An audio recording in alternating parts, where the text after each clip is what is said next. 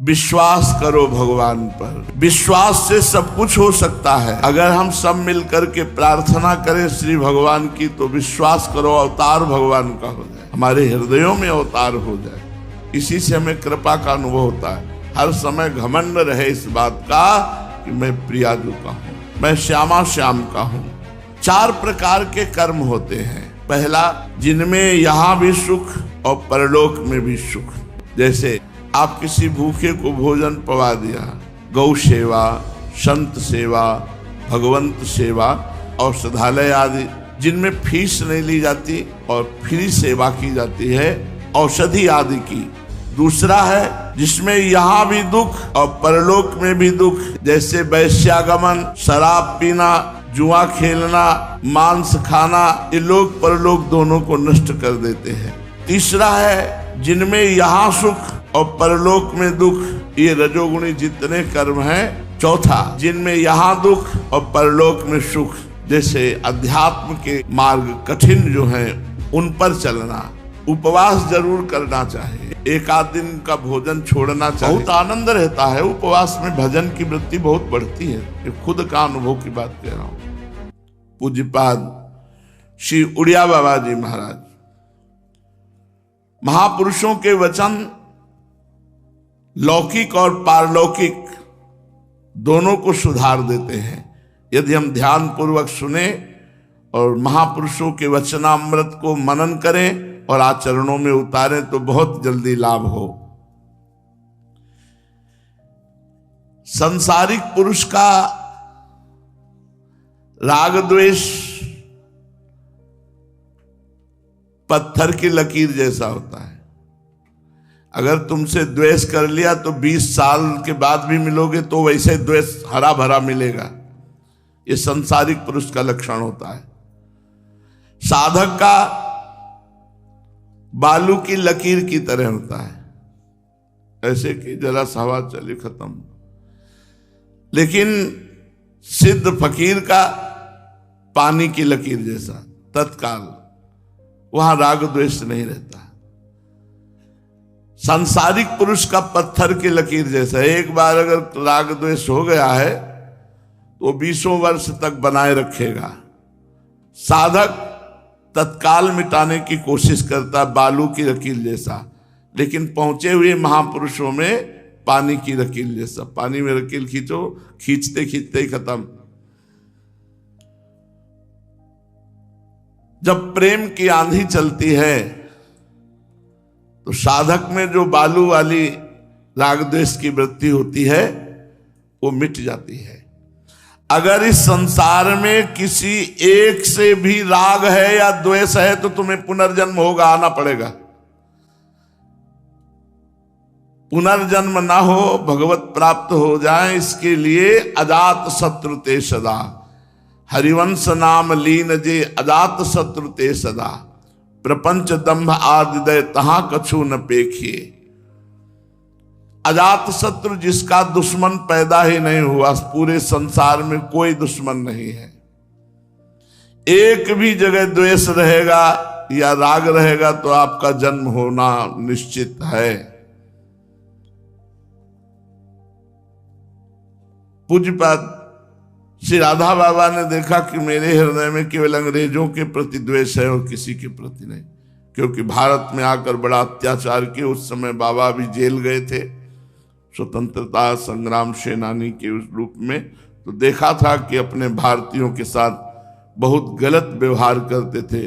बूटों में कील गड़ाए हुए थे, छाती पे खड़े हो जाते, हड्डियां तोड़ देते, क्या क्या कष्ट देते। तो अंग्रेजों के प्रति बहुत बाबा का आंतरिक द्वेष था।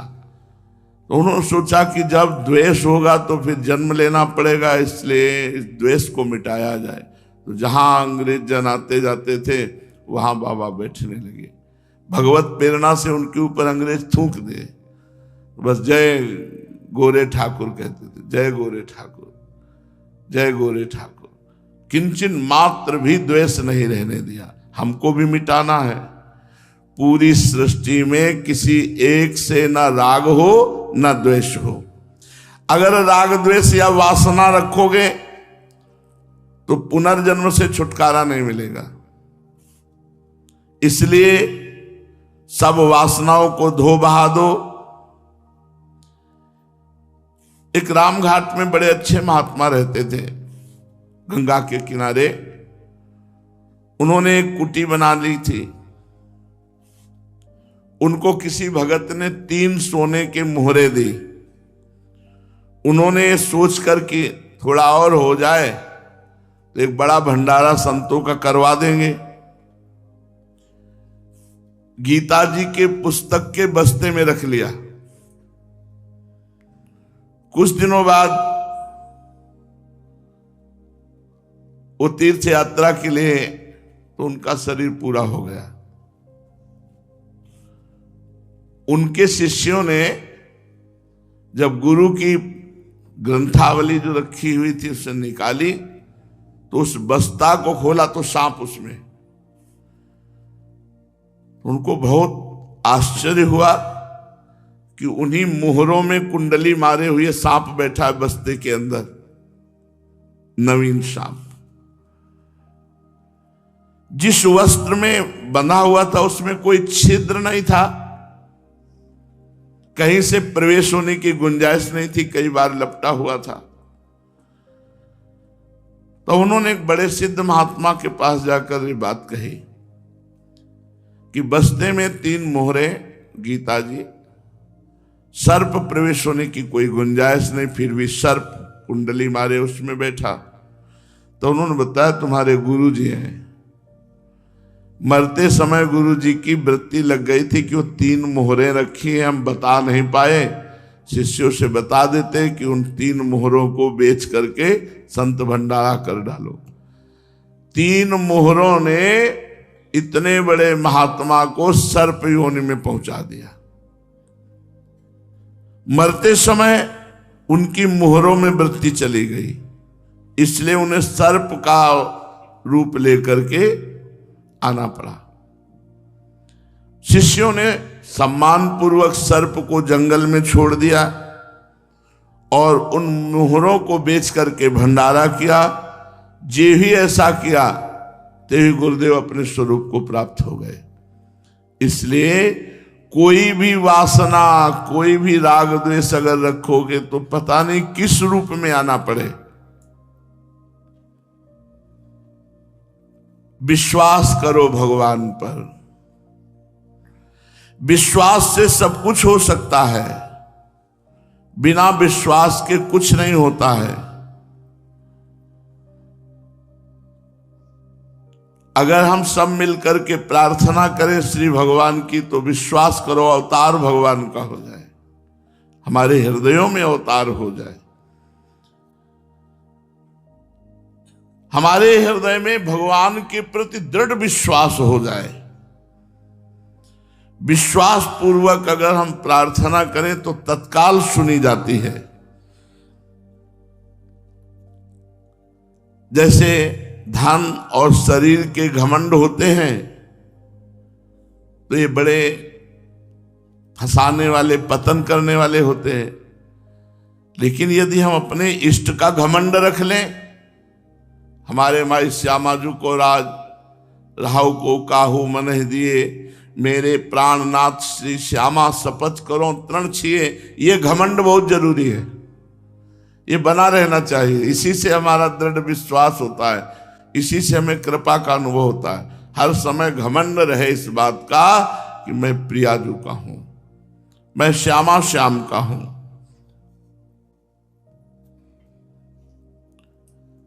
चार प्रकार के कर्म होते हैं। पहला, जिनमें यहां भी सुख और परलोक में भी सुख। जैसे आप किसी भूखे को भोजन पवा दिया, कुआं, धर्मशाला, बाग बगीचा आदि, औषधालय आदि, जिनमें फीस नहीं ली जाती और फ्री सेवा की जाती है, औषधि आदि की, ये सब ऐसे कर्म हैं जो यहां भी सुख देंगे और परलोक में भी सुख देंगे। प्याऊ खोलना, औषधालय खोलना, गौ सेवा, संत सेवा, भगवंत सेवा, ये पहला कर्म है जो यहां भी सुख देता है और परलोक में भी सुख देता है।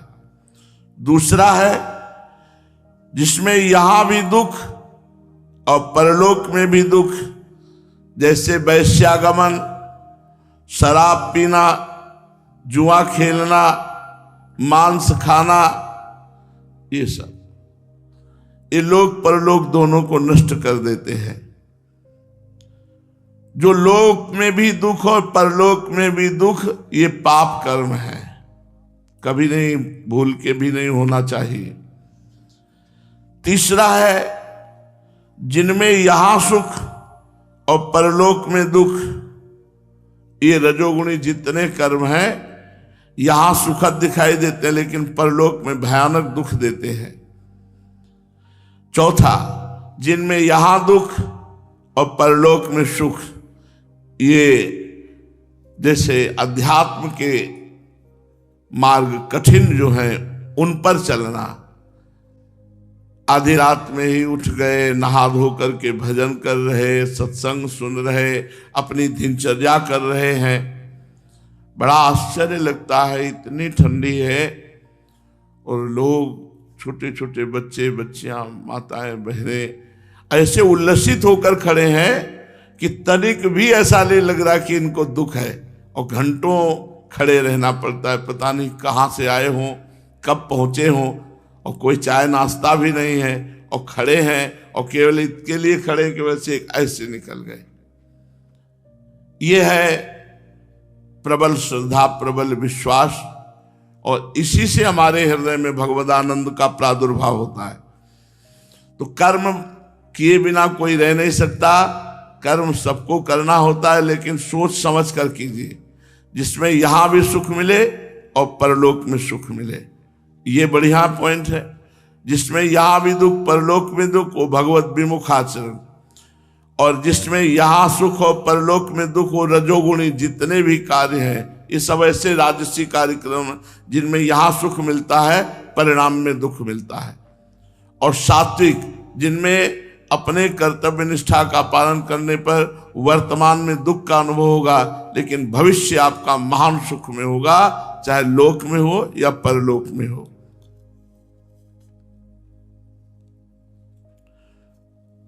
उपवास जरूर करना चाहिए, एक आध दिन का भोजन छोड़ना चाहिए, थोड़ा आंतों को विश्राम मिलना चाहिए। तो ना व्रत के रूप में रहे तो औषधि के रूप में रख लें। महीने में 4 बार तो उपवास चलेगा, 4 बार, हफ्ते में 1 दिन। बहुत आनंद रहता है उपवास में, भजन की वृत्ति बहुत बढ़ती है, ये खुद का अनुभव की बात कह रहा हूं। उपवास कोई निमित्त लेके नहीं, भजन के लिए। महीने में 4 सप्ताह होते हैं, क्यों? तो अगर हम 1 सप्ताह में 1 टाइम का भोजन छोड़ दें तो हमें कोई परेशानी नहीं होगी। यदि आप 1 टाइम ही पाते हैं तो 1 दिन का छोड़ दीजिए, कोई परेशानी। और अपने हिस्से का जब हम भोजन छोड़ेंगे तो वो हमारा भजन और बढ़ेगा। तो महीने में 4 दिन तो उपवास कर ही सकते हैं। कई वर्ष अन्न नहीं पाया, कई वर्ष, और फलाहार में कोई सेब संतरा नहीं मिलते थे, कभी गुड़, कभी आलू, कभी शकरकंद गांव की। जो उपवास करता है उस मनुष्य के पाप बहुत जल्दी नष्ट हो जाते हैं। भूख में खूब नाम जप करे और भूख को सह जाए तो हृदय को पवित्र कर देती है। उपवास हृदय को बहुत जल्दी पवित्र करता है। पर ऐसा उपवास यहां वर्णन नहीं कि जैसे कुटू का कचौड़ी पकौड़ी वाला, ये नहीं, ये सब बेकार की बातें हैं। संयम संयम है, संयम संयम है, ये नहीं खाना पीना चाहिए। उपवास का मतलब हम जो कह रहे हैं वो आंतों को थोड़ा चैन देना है। इससे तो बढ़िया रोटी दाल है, इन सब पदार्थों से बढ़िया। उपवास का मतलब है कि एक बार आप कुछ ले लो, थोड़ा फल, थोड़ा जल, और 24 घंटे फिर कुछ मत लो। अगर आपका केवल जल से काम चल जाता है तो फल मीठा कुछ न लो, बहुत बढ़िया रहेगा। इससे आप देखेंगे आपका स्वास्थ्य ठीक रहेगा, आते कब्ज करना बंद कर देंगी, एसिडिटी बढ़ना बंद हो जाएगी, बड़े लाभ मिलेंगे और भजन बढ़ेगा, पूज्य बाबा कहे। और योगाभ्यास थोड़ा जरूर करना चाहिए, सबको करना चाहिए। आसन में बैठ करके 2-3 प्राणायाम तो बता चुके हैं कई बार, बिल्कुल सरल प्राणायाम है। प्राण को जब हम प्राणायाम के द्वारा सूक्ष्म करते हैं तो मनुष्य जन्म का जो प्रधान फल है, सुषुम्ना मार्ग खुल जाना और निरंतर भजन होना, वो होता है।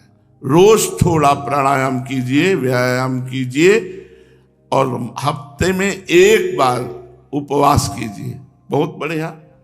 जो हम भोजन छोड़ते हैं सृष्टि में किसी काम में आएगा। 4 दिन में हम 4 दिन का जो भोजन छोड़ा वो अपनी सृष्टि सेवा में भी चला गया और हमारा भजन भी बना। उपासक को समझना चाहिए कि शरीर और शरीर के साथ दी हुई प्राण शक्ति, बुद्धि शक्ति, ये सब भगवत प्रदत्त है, अर्थात भगवान ने दिया है तुम्हें। तुम इसे भगवान को वापस कर दो, भगवान को ही समर्पित कर दो। और ऐसा चिंतन करना चाहिए कि शरीर और प्राण तो श्री भगवान के हैं, इनके द्वारा जो कार्य होगा वो केवल श्री भगवान की प्रसन्नता के लिए होगा। सिद्धासन का बड़ा महत्व है। हम तो कहते हैं कि और कोई साधन न बने, केवल सिद्धासन में बैठा रहे तो मोक्ष को प्राप्त हो जाएगा। पूज्यपाद बाबा उड़िया बाबा जी महाराज, सिद्धासन कोई बिरला ही जानता होगा लगाने। बाएं पैर की एड़ी गुदादार और मूत्रेंद्री के बीच में जो जगह है वहां होनी चाहिए, और दाहिने पैर की एड़ी मूत्रेंद्री के ऊपर होनी चाहिए, और दोनों पैर के पंजे दोनों गांठों के बीच में जो खाली जगह है उसमें होने चाहिए, बिल्कुल पैक बंद हो गया। सिद्धासन, अगर आपका शरीर स्वस्थ है तो 48 मिनट रोज सिद्धासन लगाए, फिर देखिए आपको कैसा लगता है। ऐसे भजन की वृत्ति चढ़ती है, नशा ऐसा चढ़ता है कि बात करते करते डूब गए, चलते चलते डूब गए। पूरी चेतना है पर वो चेतना सत में लीन हो रही है। बाहर के सब कार्यक्रम ऐसे चल रहे हैं, यंत्रवत चल रहे हैं। जरूर बैठना चाहिए। अगर आपका शरीर स्वस्थ है तो सिद्धासन में एक बार सिद्धासन सीख लो। कभी सिखा तो 2 मिनट में सकते हैं, केवल वाणी से सिखा सकते हैं आपको। आप वैसे बैठेंगे तो आपको बहुत सुख मिलेगा। सबको बैठना चाहिए। अगर आप गृहस्थी में भी हैं तो 20-25 मिनट तो बैठ ही सकते हैं। उससे हर नस नाड़ी, ये जैसे बोले दिल ब्लॉक हो रहा है, ये हो रहा है, ये सब कुछ नहीं होगा। इतनी गर्मी नस नाड़ियों में पैदा हो जाती है कि बिल्कुल सब खुला हो जाती है। जब सुषुम्ना मार्ग जो बंद है उसको खोल देती है, जब कुंडलनी को जागृत कर देता है सिद्धासन, तो और कौन सी बात रह जाएगी। बैठना चाहिए। अरे भगवदानंद के मार्ग में आए हो तो बैठना चाहिए। 3 घंटे लगातार ऐसे बैठकर 8-8 घंटे का अभ्यास इस पर। तो ऐसी सर्दी में गंगा किनारे उघार रहते थे और कोई असर नहीं होता था। ये ऐसे असर। अब देखो इसमें कैसे कितनी देर बैठा जा सकता है। हर साधक को अभ्यास करना। पद्मासन दूसरे नंबर में आता है, पहले नंबर में सिद्धासन आता है। अरे साधु महात्मा या गृहस्थ विरक्त जो भी परमार्थ के पथिक है, तभी उनमें दिव्य शक्ति आती है। बूढ़ी हड्डियों में थोड़ा मोड़ने में परेशानी पड़ेगी, नौजवान में तो ठीक है। बाबा कह रहे हैं सिद्धासन का बड़ा महत्व है। केवल सिद्धासन में बैठने वाला मोक्ष को प्राप्त हो जाता है। इसकी विधि है, पहले वही लिखा हुआ है, गुदा द्वार और नीचे के जो उनके बीच में बाईं एड़ी लगावे, फिर दाहिनी एड़ी मूत्रेंद्री के ऊपर स्थापित करे, नासाग्र दृष्टि थोड़ा नीचे। बहुत ये अमृतमय आसन है, अमृतमय आसन सच्ची कहते हैं, आप करके देखिए। पर पहले एक बार बहुत पीड़ा होगी, अगर उस पीड़ा को सह गए तो हर नस नाड़ी को खोल देगी सिद्धासन की शक्ति, और आपको भजन में स्वाभाविक मन लगने लगेगा। भजन के लिए खाली पेट जाए, थोड़ा बारा अन्न पाले, बस खाली पेट। ये भजन कमाओ, जाना है मरना है। पवित्र देह, पवित्र विचार, पवित्र भजन, जो इसी जन्म में काम बनाना है तो वायु रोग कभी नहीं हो सकता। अब नौजवान है, बोले कमर दर्द कर रही, गांठ दर्द कर रही, तो समझ में नहीं आता है। गृहस्थ आदमी कहे कमर दर्द कर रही, गांठ दर्द कर रही, तो चलो भाई उनके नाना प्रकार की भोग विलासिता है, काम है। नवीन साधक ऐसा नहीं, कुछ दम होने चाहिए चेहरे में, कुछ चेहरे में दम होने चाहिए। दूर से देखने से लगे निर्मल, संत दर्शन करो, निर्मलता एकदम झलकनी चाहिए। और वो ऐसे झलकती, आप बैठो 1 महीना सिद्धासन में, फिर देखो आप एक नशा गूंजता है, नशा गूंजता है। अब कैसे तुम अभ्यास करो। तभी हमने कहा कि कभी जीवन में 1 मिनट ऐसा आया जिसमें तुम जागते हुए भी शरीर की सुधि भूल गए। ये नाटक से नहीं कि सुधि भूलने का नाटक करे, ऐसे नहीं, वो स्वाभाविक होती है। हजारों के बीच में बैठे चलते चलते होती है, अचानक वो वृत्ति बार बार बहिर्मुख होना चाहते हैं। तभी कहते हैं कि भगवान की बड़ी विचित्र लीला है। कोई कोई अंतर्मुख होना चाहते हैं तो हो नहीं पाते, कोई कोई अंतर्मुख है वो बहिर्मुख होना चाहते हैं कि हम बाहर व्यवहार कर पाए। अभ्यास योग युक्तेन चेतसा नान्यगामिना।